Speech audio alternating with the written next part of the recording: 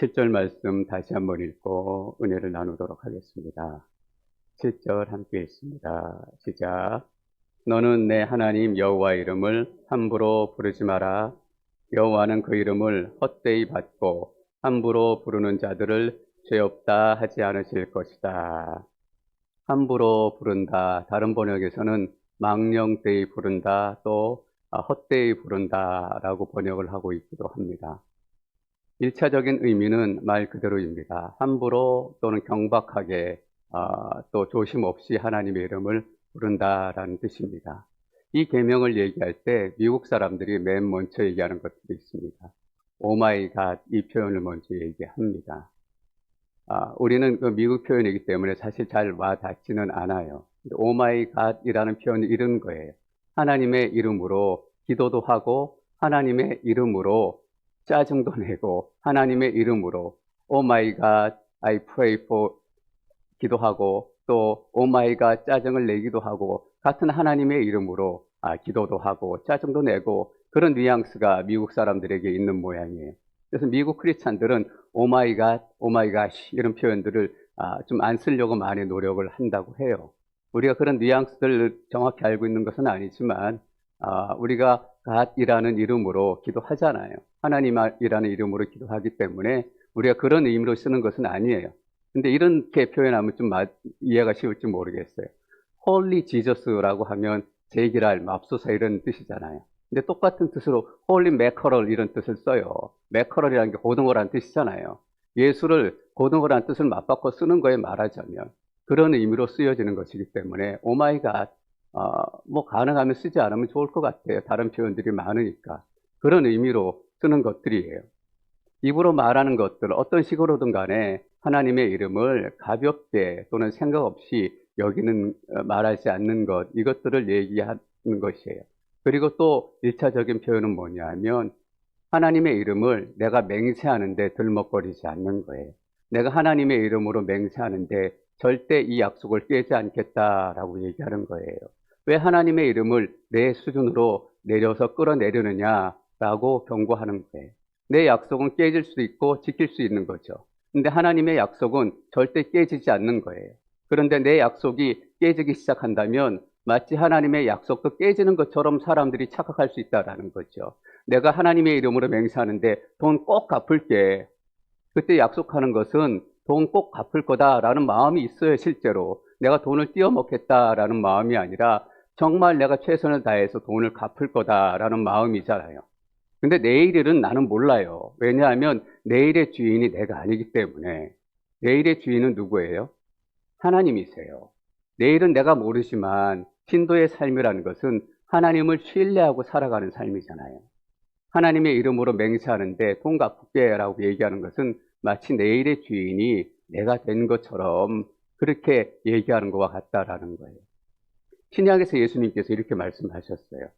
마태복음 5장 33절에서 37절까지 한번 계속 읽어보겠습니다. 마태복음 5장 33절 시작. 또 옛사람에게 내가 한 맹세를 어기지 말고 주께 한 맹세는 꼭 지켜야 한다는 말도 너희가 들었다. 34절. 그러나 나는 너희에게 말한다. 아예 맹세를 하지 말라. 하늘을 두고 맹세하지 말라. 하늘은 하나님의 보좌이기 때문이다. 땅을 두고도 하지 말라. 땅은 하나님의 발판이기 때문이다. 또 예루살렘을 향해서도 하지 말라. 예루살렘은 위대한 왕의 도시이기 때문이다. 내 머리를 두고 맹세하지 말라. 너는 머리카락 하나라도 희거나 검게 할 수 없기 때문이다. 너희는 그저 예할 것은 예하고 아니요 할 것은 아니요만 하라. 그 이상의 말은 악한 것에서 비롯된 것이다. 십계명의 세 번째 계명을 예수님께서는 이렇게 다시금 정리해 주셨어요.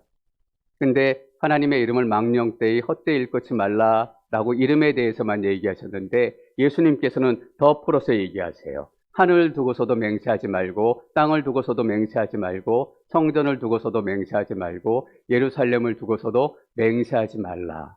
오히려 더 그 범위를 넓혀두세요. 여러분, 하나님의 기준, 하나님의 거룩은 절대로 낮아지지 않아요. 구약에서 하나님의 거룩에 대해서 많이 얘기하셨어요. 이렇게 하나님의 거룩을 지켜야 되고 제사를 이렇게 정결하게 지켜야 된다. 신약에서 그런 제사법과 정결법들이 다 사라졌어요. 근데 신약의 백성들이 착각하는 게 뭐냐 하면 그런 정결법들이 다 사라졌기 때문에 이제 거룩에 대한 기준이 낮아졌다라고 생각하는 거예요. 여러분, 아니에요. 예수님께서 삼계명을 어떻게 풀어주셨어요? 더 강력하게, 더 까다롭게, 더 높이 말씀하신 거예요. 단순히 이름뿐만 아니라 하나님과 관련된 모든 것들을 맹세 언급하지도 말라라는 거예요.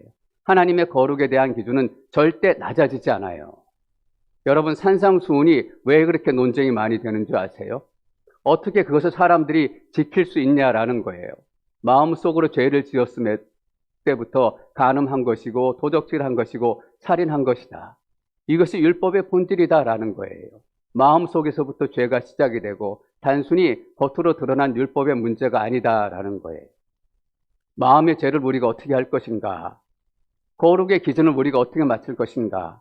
하나님의 거룩의 기준은 신약시대에 더 높아진 것처럼 보여요. 여러분, 사실은 높아진 것이 아니라 거룩의 기준이 실제로 본질이 드러난 거죠. 계명에 다 드러나지 않았던 것들을 예수님께서 본질을 다 드러내 주신 거예요. 이것들이 다 드러나고 보니까 어때요? 우리가 어떻게 다 산상수훈을 지킬 수 있겠으며 어떻게 십계명을 다 지킬 수 있겠는가? 그래서 우리가 산상수훈을 제대로 묵상하고 나면 십계명을 제대로 묵상하기 시작하면 우리 마음에 어떤 마음이 생기기 시작하냐 하면 이거예요. 하나님, 내가 그리스도가 아니면 하나님의 거룩에 다가설 수도 없는 존재예요. 하나님의 거룩의 기준에 맞추고 눈꼽만큼도 그 기준을 맞출 수 없는 벼룩 같은 존재예요. 이것을 깨닫기 시작한다고요. 십계명은 우리에게 어떤 가이드라인을 제시하는가? 내게 그리스도가 필요하고 오늘도 더욱더 그리스도가 필요한 인생이다라는 것을 가르쳐줘요. 하나님, 내가 그리스도가 필요하고 이 믿음의 공동체는 여전히 그리스도가 필요해요. 앵커리지 온누리 교회가 지난 여름에 또 지난 여름에 그 이전에 많은 사역을 하고 또 많은 선교지로 선교 사역을 나아갔고 그랬기 때문에 우리는 더 이상 예수 그리스도가 필요하지 않다. 그렇지 않아요. 그 많은 것들을 보니까 우리가 더 부족한 것들을 깨닫고 우리가 얼마나 하나님의 거룩의 기준에 멀리 있는가를 깨닫기 시작하는 거예요. 그래서 시간이 지나면 지날수록 우리 앵커리지 온누리 교회는 더 그리스도가 필요하다라는 그리스도에 대한 갈망과 열망을 가지고 더 뜨겁게 기도하는 공동체가 되어야 된다라는 거예요. 그런데 현실은 어떤가?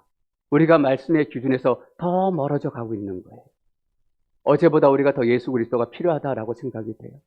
어제보다 오늘 더 예수 그리스도도 갈망하며 기도하고 있는가? 하나님, 내가 더 오늘 안타깝고 그런 마음으로 예수 그리스도를 찾고 있어요. 이런 마음이 아니라면 우리는 말씀을 말씀으로 보지 않는 거예요.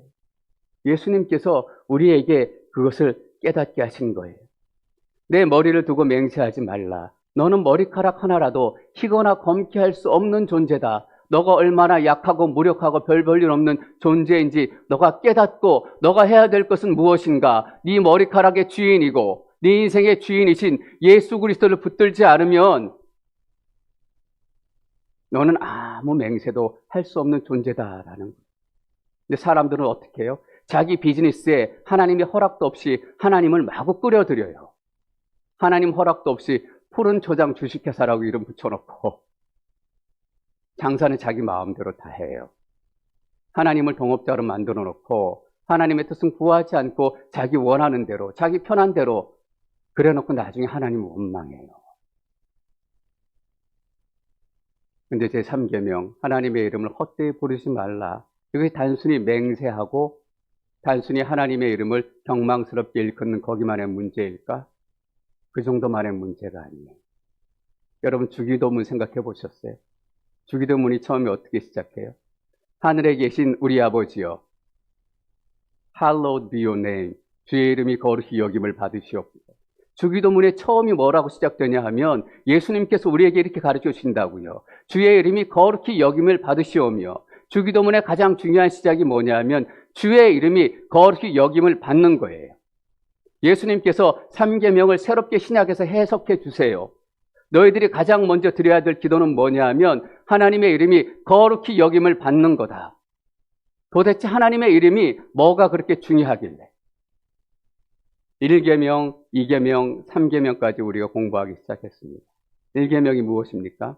하나님 외에 다른 신을 섬기지 말라. 우리가 그냥 듣기에도 너무나 중요한 계명처럼 보입니다. 이 계명, 다른 우상을 만들지 말고 그 우상에 절하지 말라. 너무나 중요해 보여요. 세 번째, 하나님의 이름을 망령되이 일컫지 말라.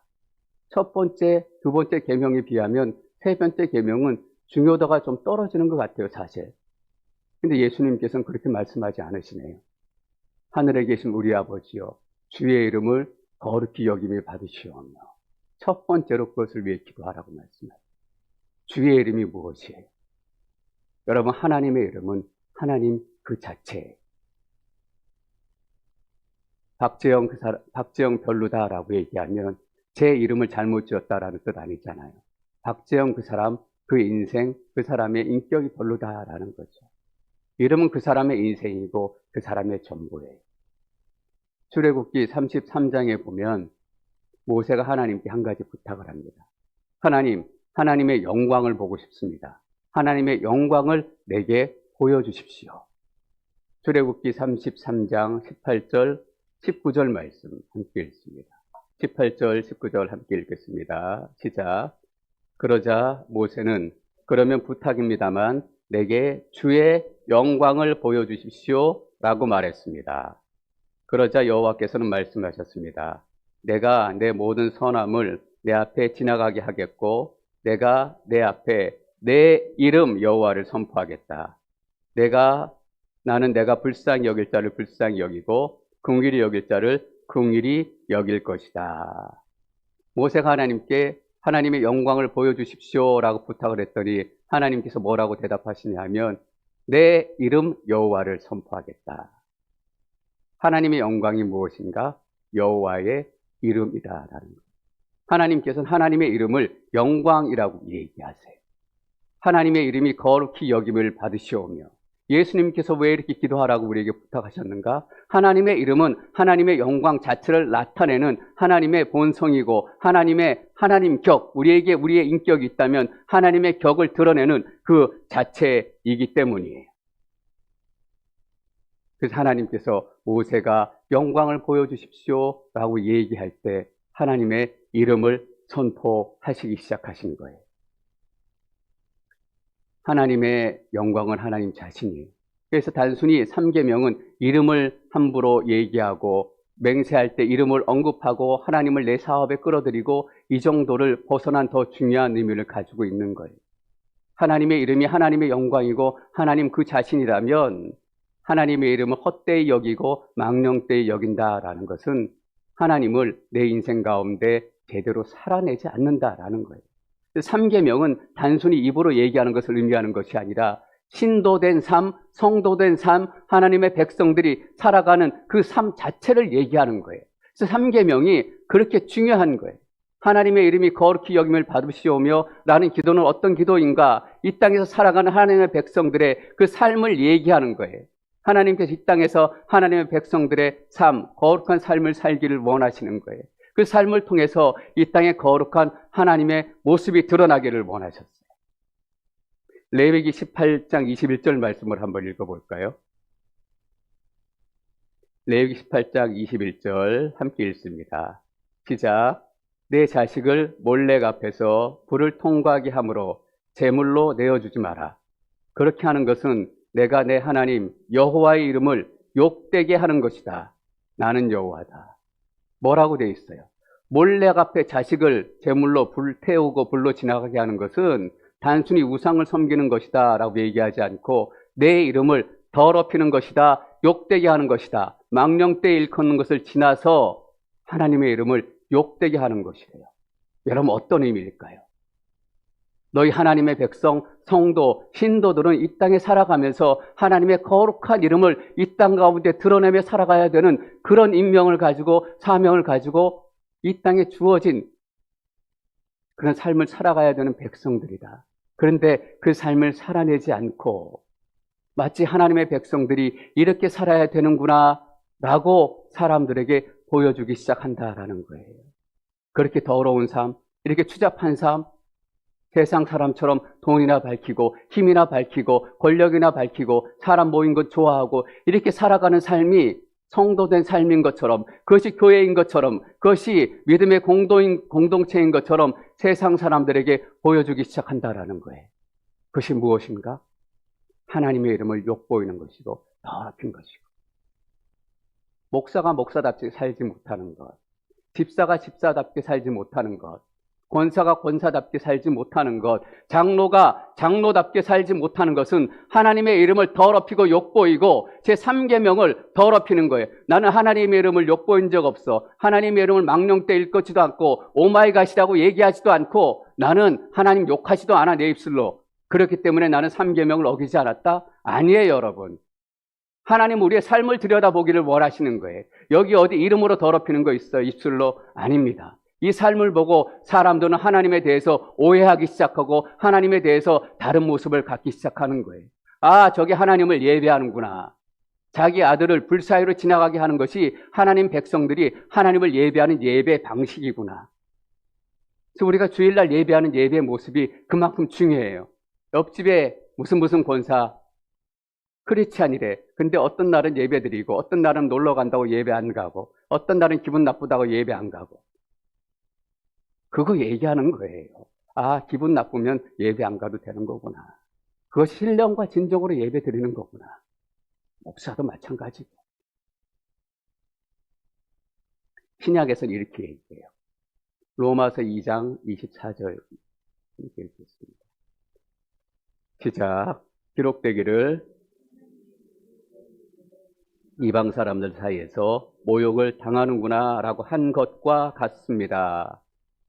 사도 바울이 유대인들의 삶을 지적하는 거예요. 너희가 하나님의 말씀을 받았음에도 그 말씀을 통해서 하나님을 드러낸 것이 아니라 오히려 너희들이 죄를 드러냈구나. 이방인들처럼 이방 사람들 사이에서 하나님의 이름이 너희 때문에 모욕을 당했다라는 거예요.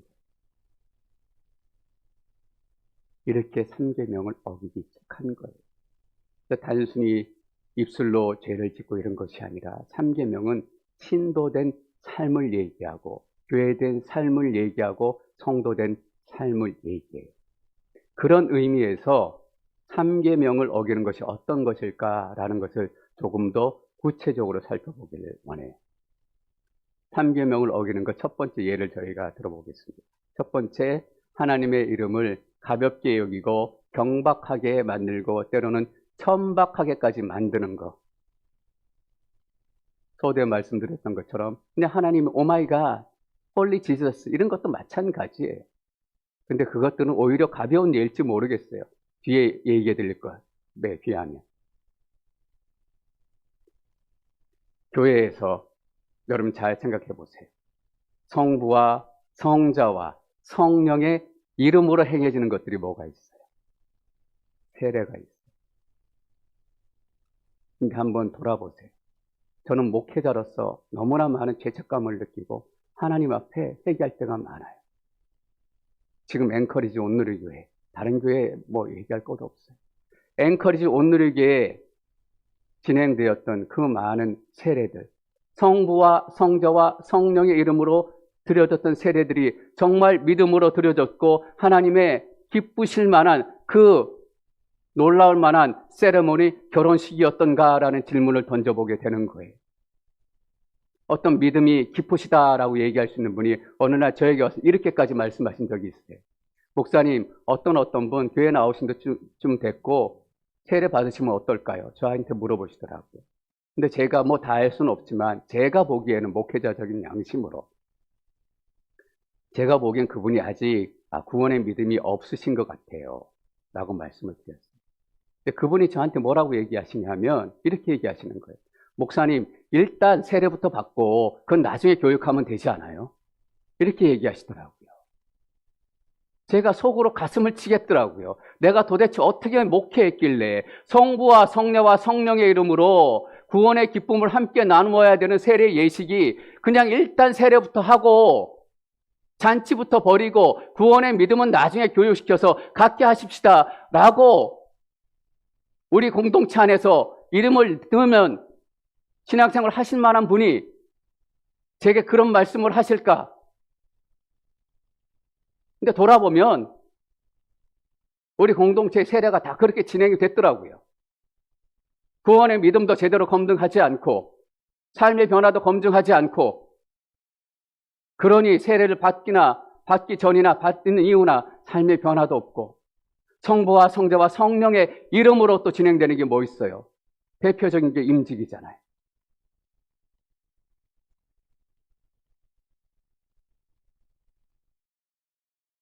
집사가 되나 권사가 되나 장로가 되나 성부와 성자와 성령의 이름으로 임직을 받았는데도 임직을 받기 전이나 임직을 받은 후에나 말하는 거나 생활하는 거나 예배 드리는 거나 변화가 없어요. 우리 교회 안에 그렇게 뿌리 있게 들어와 있는 이 3계명을 어기는 이 더러운 습관들이 깨어지지 않고 변화되지 않고 아무도 그것이 얼마나 크게 3계명을 우리가 깨트리고 있는지 인식조차 없이 살아가요. 목사나 성도들이나 이런 현실을 대할 때마다 절망을 느껴요. 사실은 교회가 소망이 있을까? 꿈이 있을까? 이것이 잘못이라는 생각이나 있어야 변화가 있지. 다 괜찮다고 생각하고 살아가는데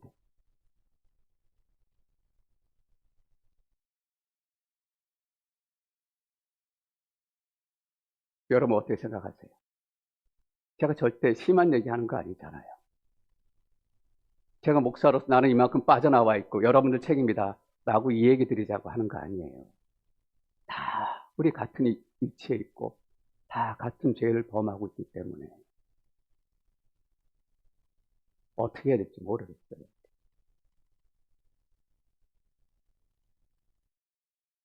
하나님의 이름을 천박하게 만드는 거예요.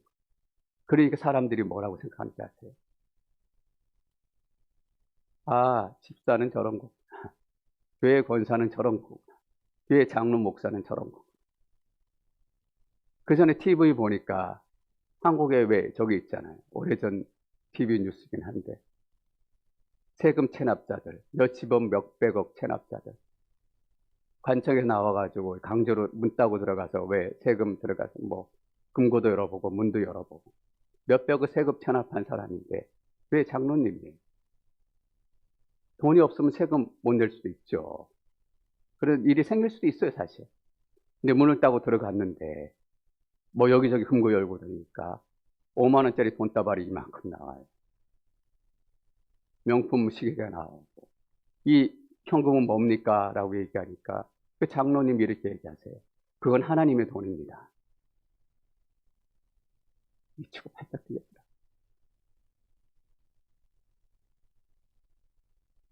얼마나 하나님의 이름을 망령되이 일컫게 만들고 경박하게 만들고 천박하게 만드는가. 두 번째, 하나님의 이름을 헛되이 망령되게 일컫는 것. 우리의 생각이나 우리의 뜻을 이루기 위해서 하나님의 이름을 들먹거린다는 것. 이 부분은 특별히 사역자들, 목회자들이 빠지기 쉬운 함정입니다. 하나님의 뜻입니다. 하나님이 이루시길 원하시는 겁니다. 근데 사역자들이 자신의 야망과 하나님의 뜻과의 사이에 종이 한 장 차이를 두고 있는 거예요. 정말 아슬아슬하게 줄타기 하는 것 같아요. 하나님의 뜻에 서 있을 때 있다가 자기의 욕심에 이를 수도 있다. 그 선을 지키기 위한 자기의 훈련, 때로는 스스로 채찍질을 해야 되기도 하고 사도 바울이 이런 얘기했어요. 스스로 자기 몸에 채찍질 한대요.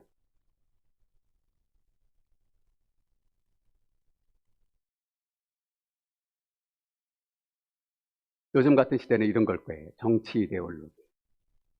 자기의 정치 이데올로기를 이루기 위해서 하나님의 뜻을 들먹거리는 거예요. 좌파도 품지 못하고 우파도 품지 못하는 교회가 무슨 교회예요?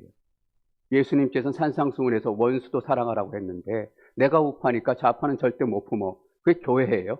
내가 우파니까 좌파는 절대 못 품어. 그게 우회예요? 교회예요? 제가 이런 분 만났어요. 나는 좌파 이데올로기를 지지하는데 주위에 살펴보니까 우파 교회밖에 없대요. 그러니까 나는 교회를 못 나가겠대요. 미치고 못하게. 자기의 뜻, 자기의 정치 이데올로기를 이루기 위해서 하나님의 이름을 들먹거리는 거예요. 지난 미국 대선이 있잖아요. 왜 이렇게 한국에서 미국 대선을 위해서 기도하는 사람들이 많은지 모르겠어요. 소위 자칭 기도하는 사람이라고 얘기하는 사람들이 빠지기 쉬운 함정이 뭐냐 하면 자가 당착에 빠져가지고 자기 생각이 하나님의 음성이라고 철석같이 믿는 거예요. 그리고 내가 하나님의 음성을 들었는데 하나님께서는 이 후보가 당선되기를 원하시고 이 후보가 당선될 거야 라고 말도 안 되는 하나님의 예언이라고 와가지고 왜 그렇게 미국 대통령에 관심이 많은지 모르겠어요.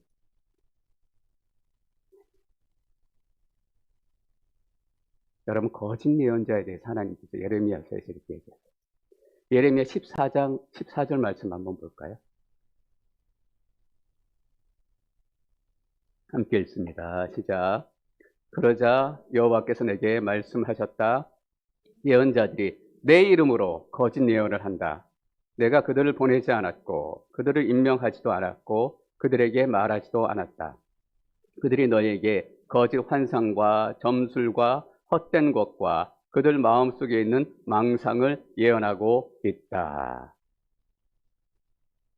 여러분, 전망은 틀릴 수 있어요. 한 나라의 지도자, 한 나라의 대통령이라도 물론 정확한 분석을 하고 정확한 판단을 내려야 되지만 전망이라는 게 틀릴 수도 있고 전망이 틀리면 잘못된 판단을 할 수 있어요. 잘못된 판단을 하면 책임을 묻고 때로는 쫓겨나기도 하고 물러나기도 해야 돼요. 그때는 뭐라고 얘기해야 되냐면 내 생각에는 우리나라가 계속 평안할 것 같습니다. 계속 경제가 안정될 것 같습니다. 그렇게 얘기할 수는 있어요. 예레미야 시대 때 선지자들이 그렇게 얘기할 수 있어요. 내 생각에는 적들이 쳐들어올 것 같지 않아요. 평안할 것 같아요. 그래서 우리나라가 예루살렘이 무너질 것 같지 않아요. 이렇게 얘기할 수는 있어요. 근데 거짓 선지자들의 문제는 뭐냐 하면 내 이름으로, 하나님의 이름으로 거짓 예언을 했다라는 거예요. 하나님의 뜻이 하나님께서 내게 말씀하셨는데 예루살렘은 망하지 않을 거예요. 평안할 거예요. 평안하다, 평안하다라고 예언을 했다라는 거예요. 문제는 뭐냐면 하나님의 이름을 들먹거렸다라는 거예요. 틀려요. 틀릴 수 있어요. 제가 목회하면서도 목회에 실수할 수 있어요. 이게 좋은 것 같았는데 잘못돼가지고 실수할 수 있어요. 교회를 새롭게 지어야 되겠다라고 생각하고 지었는데 안 될 수도 있어요. 잘못된 판단. 안 일어나면 물론 좋겠죠. 근데 교회를 짓는 것이 하나님의 뜻입니다. 아니에요.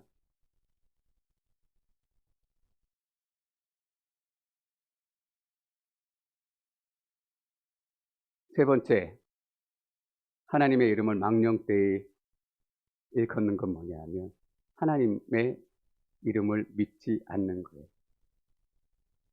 제가 얼마 전에 어떤 목사님의 설교를 듣는데 이렇게 말씀하시더라고요. 성도님들이 하나님께 간절하게 열심히 눈물로 기도한대요. 하나님 도와주십시오. 치료해 주십시오. 함께 해 주십시오. 열심히 기도는 하는데 기도하고 믿지는 않는데. 여호와 라파, 치유하시는 하나님의 이름을 믿고 기도했으면 그 하나님의 이름을 믿는 것이 하나님의 이름을 경홀히 여기지 않고 헛되이 여기지 않고 망령되이 여기지 않는 거예요. 여호와 라파 하나님의 이름을 믿고 간절히 기도했는데 그 이름을 믿지 않는다라고 얘기한다면 하나님의 이름을 경홀히 여기는 거예요. 근데 많은 성도님들이 실제로 그렇게 기도하고 계시더라고요. 눈물로 매일 기도해요. 하나님 고쳐주십시오. 낫게 해주십시오. 도와주십시오라고 기도는 하는데 믿지는 않아요. 그래서 정말 가장 큰 하나님의 이름을 경홀히 여기고 망령되이 여기는 거예요. 하나님의 이름을 믿지 않는 거죠. 여호와 라파 하나님의 이름을 믿지 않아요. 여호와 니시 깃발의 하나님 승리의 하나님의 이름을 붙들고 기도는 하는데 승리는 안 믿어요. 그거보다 더 크게 하나님의 이름을 경홀히 여기는 것이 있을까? 에스겔의 맨 마지막에 어떻게 끝나요? 여러분 기억하시죠? 여호와 삼마 하나님께서 거기 계시다라고 말씀하시죠. 거기 계시다라고 할 때 거기는 어딘지 아세요? 그 전에 나오는 구절이 뭐냐 하면 에스겔에게 회복될 예루살렘의 성전, 새하늘과 새 땅의 성전을 얘기해 주세요.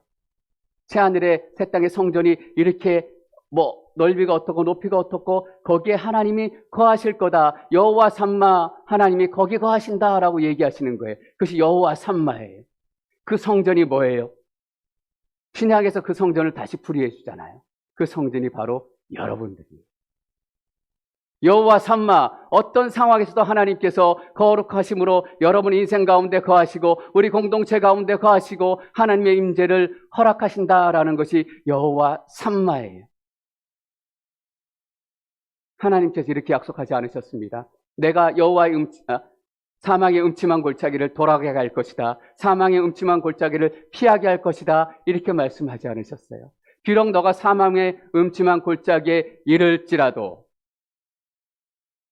내가 사망의 음침한 골짜기에 이를지라도, 내가 때로는 걷지 못하는 아픔에 이를지라도, 때로는 내가 일어나지 못하는 인생의 고통 가운데 있을지라도 내가 너와 함께 할지어다. 거기가 거룩한 너의 성전이 되고 거룩한 하나님의 임재가 함께 임하는 여호와 삼마.